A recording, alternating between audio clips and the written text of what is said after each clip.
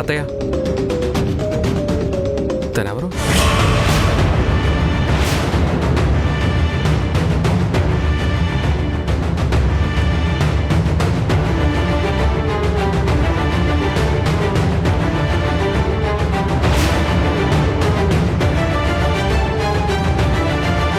అవును మృణాల్ని నేను కూడా అడుగుదాం అనుకున్నాను. ఎవరి అమ్మాయి? తను నా జూనియర్ లాయర్. చూడడానికి చాలా సీనియర్లా ఉంది. కానీ నీ దగ్గర ఎప్పుడు చూడలేదు అత్తయ్య. అంటే గౌతమ్ తను ఈ మధ్యనే జాయిన్ అయింది. అయితే మరి ఇక్కడికి ఎందుకు వచ్చింది? తను పొట్టి జూనియర్ లాయర్ మాత్రమే కాదు, నాకు అసిస్టెంట్ కూడా. అందుకే నేను ఎక్కడికి వెళ్ళినా తను నాతోనే వస్తుంది. బాడీ లాంగ్వేజ్ చూస్తుంటే లాయర్లా లేదే. గౌతమ్, ఇంటికొచ్చిన వాళ్ళని పట్టుకుని ఏంటా ప్రశ్నలు? నీ పోలీస్ బుద్ధి చూపించావు. కొత్త వాళ్ళు ఎవరొచ్చినా అనుమానించడమేనా? మృణాల్ని, మీరు రండి.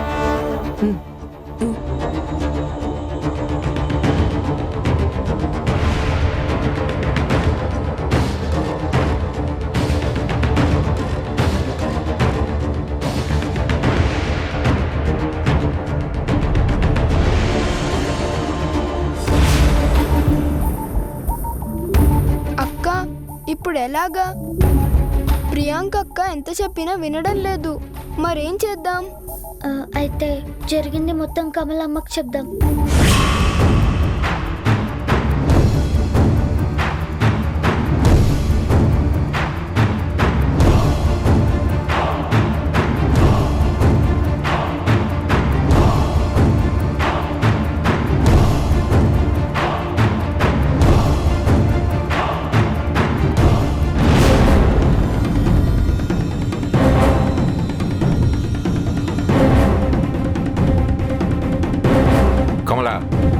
మావయ్య గారు, పిల్లలు గేటు బయట ఉన్నారు. చాలా చీప్గా దరిద్రంగా ఉన్నారు. వాళ్ళని లోపలికి పిలిచి విషయం ఏమిటో కనుక్కో. సరే మావయ్య, నేను వెళ్ళి తీసుకొస్తాను.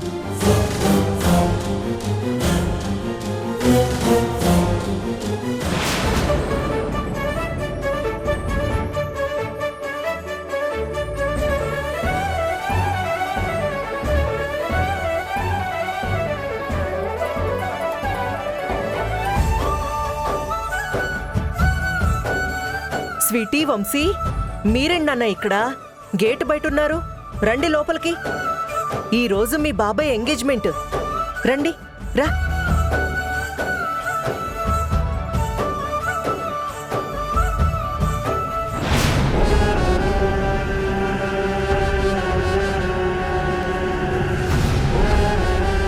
ఏంట్రా, ఎందుకు వచ్చారు?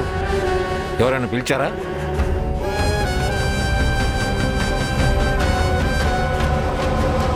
మరైతే ఎందుకు వచ్చారా? తాతయ్య, ఈ ఎంగేజ్మెంట్ చేయొద్దు ప్లీజ్. అమ్మా, నువ్వన్నా చెప్పు తాతయ్యకి. ఏంట్రా, ఏం మాట్లాడుతున్నారు? తప్పు నాన్న, అలా మాట్లాడకూడదు. ప్లీజ్ అమ్మా, ప్లీజ్ తాతయ్య, ప్లీజ్ ఎంగేజ్మెంట్ చేయొద్దు ప్లీజ్. స్వీటీ, ఏంట్రా మీ కోల? ఏంటి దరిద్రం? లేవండి. కృష్ణప్రసాద్ వాళ్ళు చూస్తే తల దించుకోవాల్సిన పరిస్థితి వస్తుంది. లేవండి పైకి. తాతయ్య, బాబాయ్కి ఎంగేజ్మెంట్ చేయొద్దు. బాబాయ్కి ప్రియాంక అక్క అంటే అస్సలు ఇష్టం లేదు.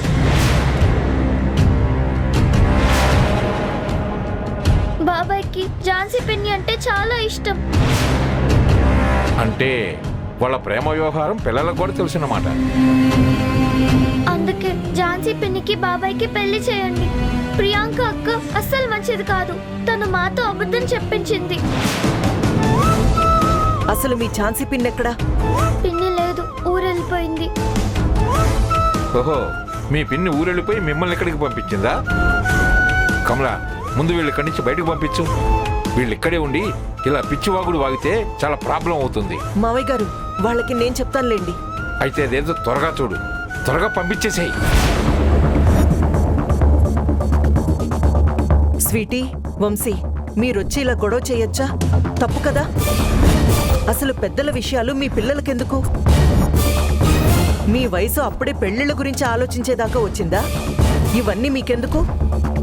ఇంటికి వెళ్ళి బుద్ధిగా చదువుకోండి. లేదమ్మా, నువ్వు ఇప్పుడు ఇలా మా మాటలు పట్టించుకోకుండా ఈ ఎంగేజ్మెంట్ చేస్తే బాబాయ్ తర్వాత చాలా బాధపడతాడు. అవునమ్మా, బాబాయ్ నిజంగానే చాలా బాధపడతాడు. అయినా మీరెందుకు చేస్తున్నారు? మీ ఇద్దరిని మాట్లాడొద్దని చెప్పానా? గౌతమ్ కానీ వీళ్ళని ఇక్కడ చూస్తే ప్రాబ్లం అవుతుంది. ఝాన్సీ ఊళ్ళో లేదని తెలిసిపోతుంది. అదే జరిగితే ఈ ఎంగేజ్మెంట్ని ఆపడానికి ప్రయత్నిస్తాడు. అది జరగడానికి వీల్లేదు. అమ్మా ప్లీజ్. స్వీటీ, వంశీ, మీరింకేమీ మాట్లాడొద్దు. అన్నీ బాగుంటే మీరు కూడా మీ బాబాయ్ ఎంగేజ్మెంట్కి ఇక్కడే ఉండేవాళ్ళు. కానీ ఏం చేస్తాం? మీ పిన్ని చేసిన పని వల్ల మీరు మీ బాబాయ్ ఎంగేజ్మెంట్ని చూసే అదృష్టం లేకుండా పోయింది. Driver, driver! మేడం. చూడు, వీళ్ళని తీసుకుని వెళ్ళి జాగ్రత్తగా రాణి వాళ్ళ ఇంటి దగ్గర డ్రాప్ చేయి. సరే మేడం. తీసుకెళ్ళు. రండి. ఒక్క నిమిషం ఆగు.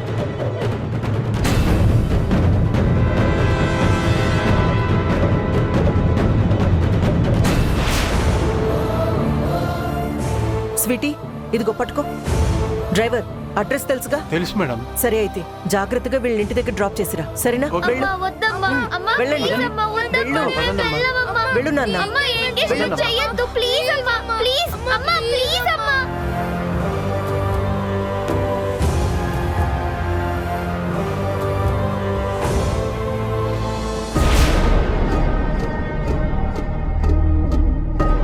రండి. అంకుల్, స్వీటీ తింటారా? తింటానమ్మా. స్వీటీ, నువ్వు నిజంగా చాలా మంచిదానివి. ఇలా ఎవ్వరూ నన్ను అడగలేదు.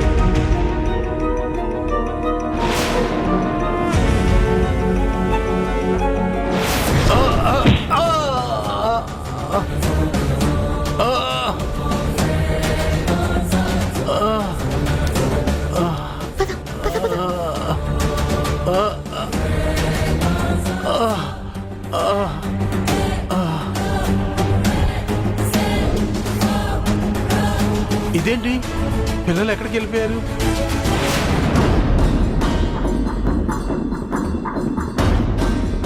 వంశీ, మనం ఎంత చెప్పినా కూడా ఎవరు మన మాట వినడం లేదు. ఎంగేజ్మెంట్ ఆపడం లేదు. అయితే మరి ఇప్పుడు ఎలా? ఇంటికి వెళ్ళిపోదామా? వద్దు, ఎవరికి తెలియకుండా ఇంట్లోకి వెళ్ళి ఎలాగైనా సరే ఈ ఎంగేజ్మెంట్ ని చెడగొడదాం. కానీ లోపలికి ఎలా వెళ్తాం?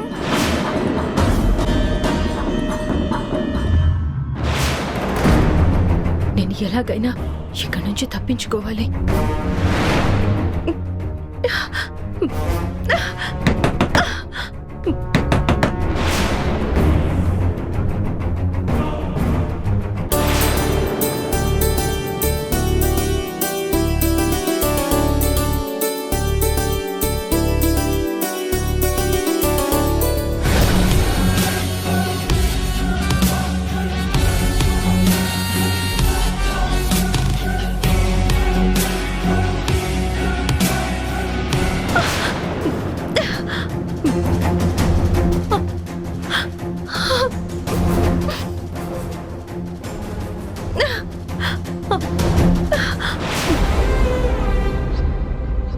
గౌతమ్ గారిని ఎలా సేవ్ చేయాలి?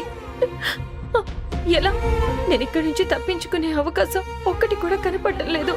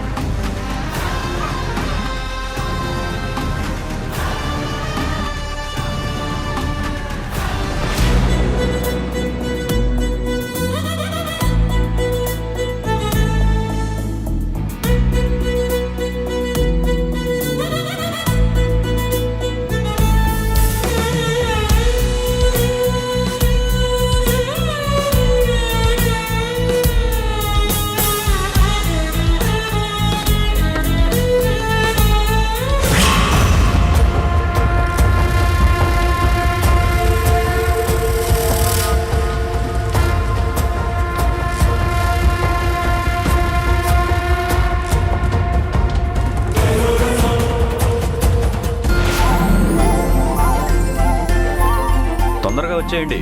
ఓకేనా? రే చంద్ర, చెప్పు నాన్న. చెప్పేదేంట్రా, ఇక్కడ అందరూ ప్రియాంక గౌతమ్ కోసం వెయిట్ చేస్తుంటే వాళ్ళని ఇంకా తీసుకురారేంటి? నువ్వు వెళ్ళి ఒకసారి చూడు, టైం అయిపోతుంది.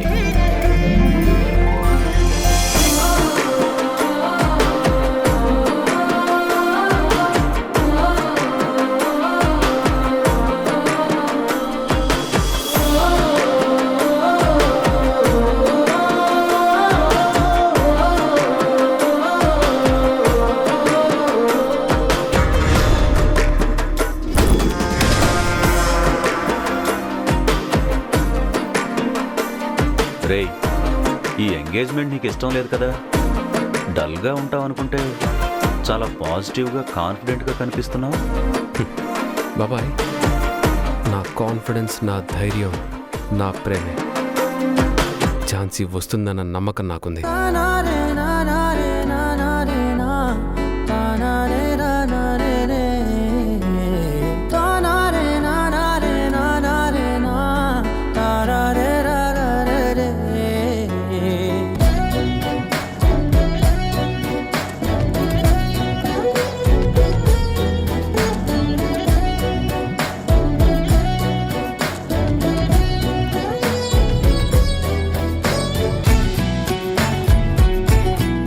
గౌతమ్ సార్, మొత్తానికి నా కల నెరవేరి మీతో ఎంగేజ్మెంట్ వరకు వచ్చింది. ఇక దీన్నెవరూ ఆపలేరు సార్. ఇల్లు అలగ్గానే పండగ కాదు ప్రియాంక, అలాగే స్టేజ్ పైన కూర్చోగానే అంతా అయిపోయినట్టు కాదు. ఆ దేవుడు ఏది నిర్ణయిస్తే అదే జరుగుతుంది. ఇప్పుడు ఈ ఫంక్షన్కి కళ వచ్చింది. ఇప్పటి వరకు ఫంక్షన్ అంతా బోసిపోయినట్టుంది. ఇద్దరిని చూడటానికి 2 కళ్ళు సరిపోవటం లేదు. అవును సార్, మీరు చెప్పిన మాటతో నేను పూర్తిగా ఏకీభవిస్తున్నాను. నిజంగానే ఇద్దరిని ఇలా చూడడానికి 2 కళ్ళు సరిపోవడం లేదు. మీరు దీనికే ఎలా అయిపోతే ఎలా? రేపు పెళ్ళుంది. ఆ టైంలో మరి మీ పరిస్థితి ఇంకెలా ఉంటుందో. కమలా, అన్నీ ఉన్నాయో లేదో చూడండి, టైం అయిపోతుంది. కార్యక్రమం మొదలు పెడదాం.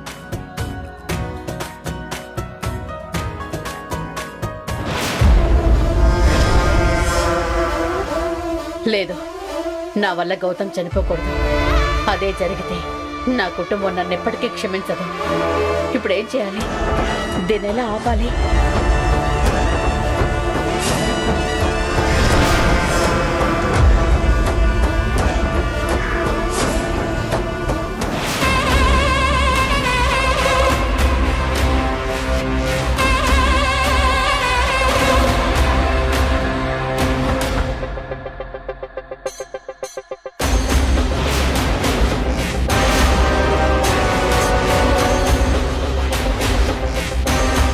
అవును, నీ పేరేమన్నా? సాక్షి అని చెప్పావు కదా? అవును. ఏంటి నువ్వు మా గౌతమ్ వైపు అంత సీరియస్గా చూస్తున్నావు? ఏంటి మ్యాటర్? చెప్పు, ఏంటి మ్యాటర్? అదేం లేదు, నేను నార్మల్గానే ఇద్దరి వైపు చూస్తున్నాను. నువ్వు చెప్పకపోయినా నీ మనసులో ఏముందో నాకు తెలిసిపోయింది. ఆకలిస్తుంటే నాతో కానీ మృణాలితో కానీ చెప్పొచ్చు కదా. ఆ బబుల్ గమ్ని అంత సీరియస్గా నమ్ములతో కూర్చుంటే ఏమొస్తుంది చెప్పు? ఫంక్షన్కి తీసుకెళ్లారు కానీ నా ఆకలి గురించి పట్టించుకోలేదని నువ్వు నలుగురికి చెప్పడం, మా ఇద్దరికి చెడ్డ పేరు రావడం తప్ప. అదేం లేదు, ఐఎమ్ ఫైన్. నువ్వు ఇబ్బంది పడుతున్నావని నేనే దగ్గరికి వచ్చి అడుగుతున్నాను కదా. నువ్వేమీ మొహమాట పడకు. అక్కడ అన్ని ఐటమ్స్ ఉన్నాయి, ఆకలిస్తే చెప్పేసి నేనే దగ్గరుండి తీసుకెళ్తాను. నాకు ఇప్పుడేం వద్దు, మీరు వెళ్ళండి. సరే, నీ ఇష్టం.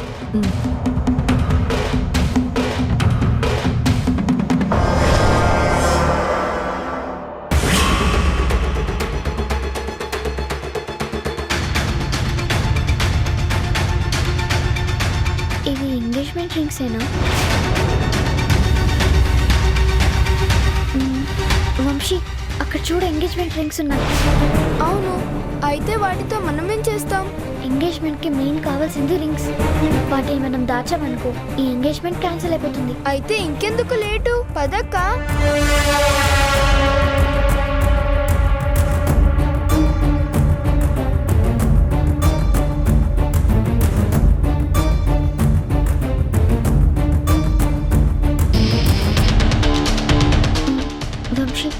త్వరగా ఇక్కడి నుంచి వెళ్ళిపోదాం. మళ్ళీ ఎవరైనా వస్తే ప్రాబ్లం అవుతుంది.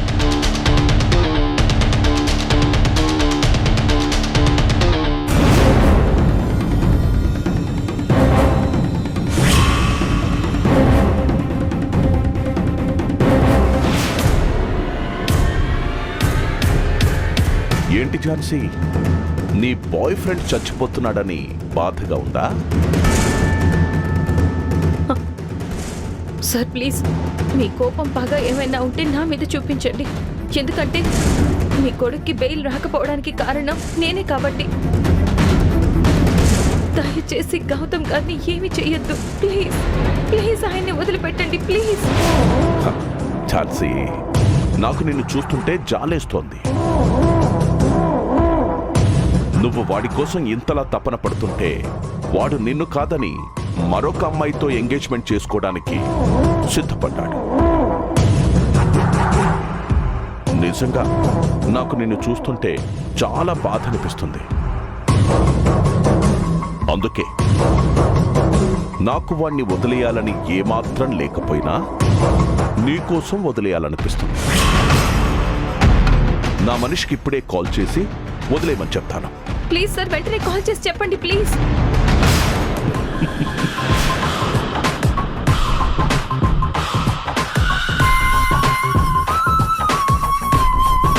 చాలాసేపటి నుంచి బాధపడుతూనే ఉన్నావు కదా, ఒక్కసారి నువ్వు పాజిటివ్గా రియాక్ట్ అయితే ఎలా ఉంటుందో చూద్దామని చిన్న అబద్ధం ఆడానంతే. నేను నీ బాయ్ ఫ్రెండ్నేమీ వదిలిపెట్టడం లేదు. వాణ్ణి వదిలిపెట్టడం అనేది జరగని పని. ఇలాగే ఒకరోజు నేను నీ దగ్గరికి వచ్చి నా కొడుకును వదిలిపెట్టమని నీ బాయ్ ఫ్రెండ్కి చెప్పని ఎంతో అడిగాను, భయపెట్టాను. అయినా కూడా నువ్వు నా మాట వినలేదు. చావడానికి సిద్ధపడ్డావే కానీ ఆ పని మాత్రం చేయడానికి ఒప్పుకోలేదు. అలాంటి నువ్వు చెప్పగానే నేను చెయ్యాలా? నీ బాయ్ ఫ్రెండ్తో కలిసి చేసిన పనికి నేను నా కొడుక్కి దూరమయ్యి ఇక్కడ నరకం అనుభవిస్తున్నాను. అక్కడ నా కొడుకు జైల్లో నరకం అనుభవిస్తున్నాడు. దీనికి కారణం మీరిద్దరు కాదా? అలాంటి మిమ్మల్ని ఎలా వదిలేస్తాను?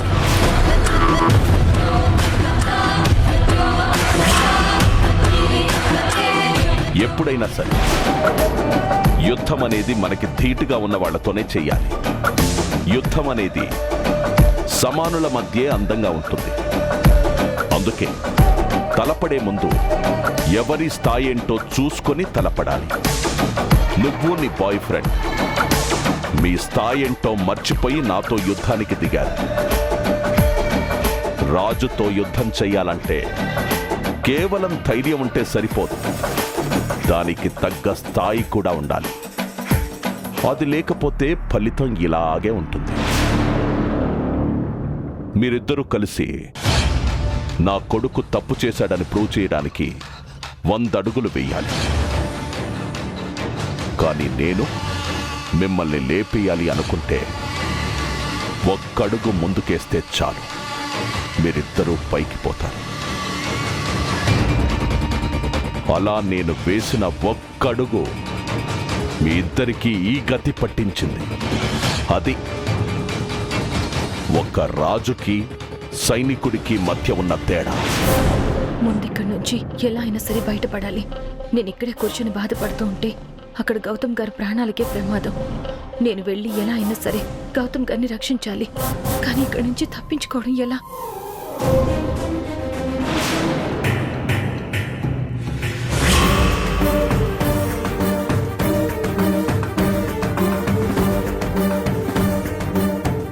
ఎస్, నేను ఇక్కడి నుంచి తప్పించుకోవడానికి ఇదొక్కటే మనకున్న మార్గం.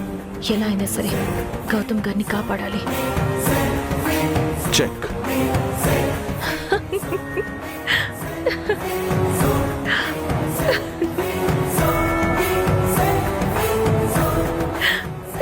ఏంటి, నీ బాయ్ ఫ్రెండ్ చనిపోతున్నాడని తెలిసి బాధపడాలో, సేవ్ చేయడానికి ఎలాంటి అవకాశం లేదని తెలిసి ఎలా రియాక్ట్ అవ్వాలో తెలియక నవ్వొస్తుందా? నేను నవ్వుతుంది నా పరిస్థితి చూసి కాదు, నిన్ను చూసి. నన్ను చూస్తే నవ్వొస్తుందా? అది ఈ టైంలో? అవును. ఎందుకు? కిరీటం పెట్టుకున్న ప్రతి వాడు రాజు కాదు. రాజు అనిపించుకోవాలంటే కొన్ని క్వాలిటీస్ ఉంటాయి. రాజు అనేవాడికి ముఖ్యంగా ఉండే లక్షణం పోటీతత్వం. అంటే ఎప్పుడు ఎదుటివాడితో పోటీ పడాలి అనుకోవడం. అది నలుగురికి సేవ చేసే విషయం అవ్వచ్చు, లేదా నలుగురితో ఆడే గేమ్ కూడా అవ్వచ్చు. నువ్వొక్కడవే కూర్చుని ఆడుతూ నీకు నువ్వే రాజుగా ఫీల్ అయిపోతే ఎలా? దమ్ముంటే నాతో ఆడి నన్ను ఓడించు. ఏంటి, నీతో చెస్ ఆడాలా? అవును, నాతోనే. ఏ భయమా? నాతో ఆడితే నేను గెలుస్తాను, నువ్వు ఓడిపోతావు అనే భయమా? చేత కాదంటే చెప్పు. రవిచంద్ర పిరికివాడు, ఎదుటివారితో పోటీ పడే ధైర్యం లేనివాడు అని నలుగురితో చెప్పుకుని సంతోషపడతాను.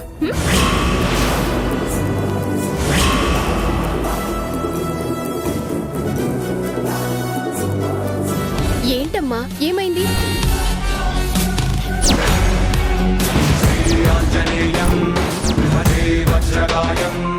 సదా రక్షగాత